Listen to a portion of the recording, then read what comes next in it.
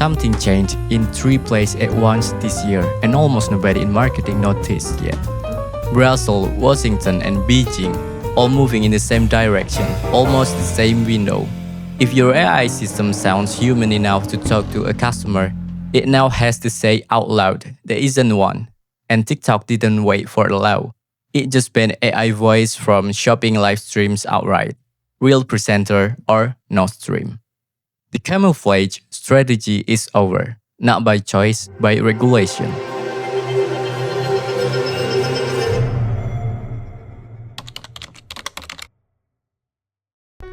For the last couple years, the quiet assumption behind most AI voice deployment was simple.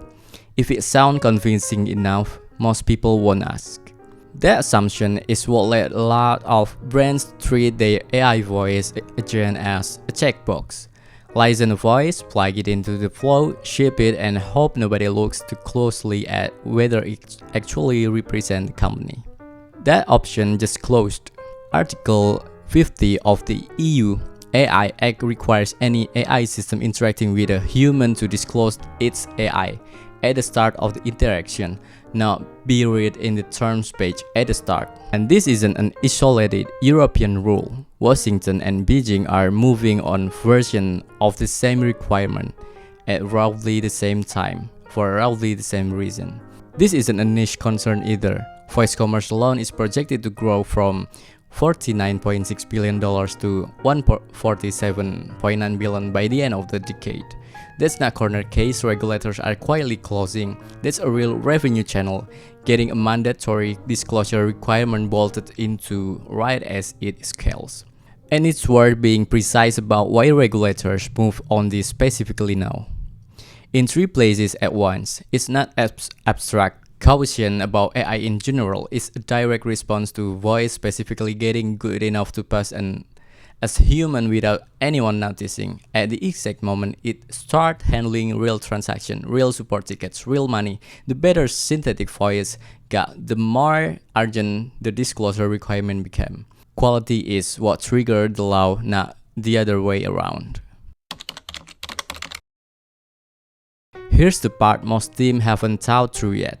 If disclosure has to happen at the start of the interaction, then the first very thing your customer hears is now effectively an announcement. This is an AI assistant.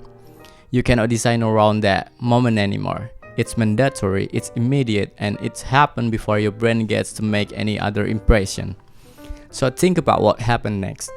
In that same breath, if the voice that follows the flat over formal, slightly robotic default that ships with most AI voice platform, you've just confirmed the worst possible read of that disclosure. I am a bot and also forgettable. But the opposite is just true, and this is the part worth sitting with. If the voice that follows that disclosure is warm, pays it deliberately and clearly designed to sound like your company specifically, the disclosure stops feeling like a warning label. It starts feeling like consistency. Yes, I am AI, and I still sound like the brand you already trust.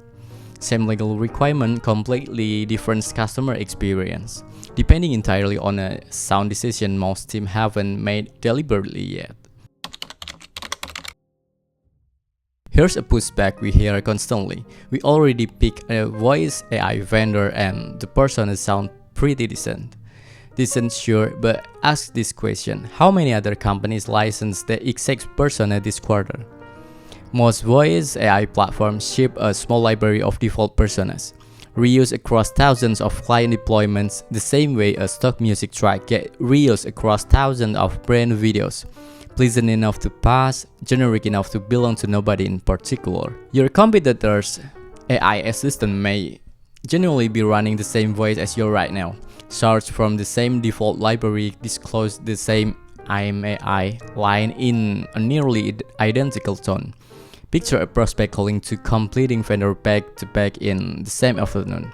Comparison shopping way B2B buyers actually do. If both AI assistants open with the same disclosure line in the same rented voice, the only thing that prospect walks away remember is whichever human eventually picked up.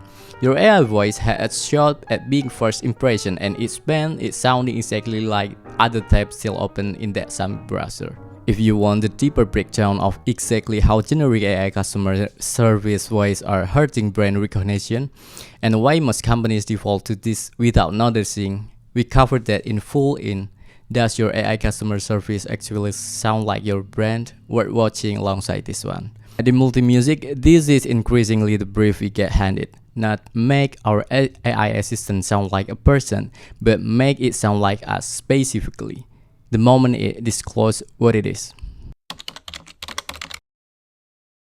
So here's where this actually leaves you.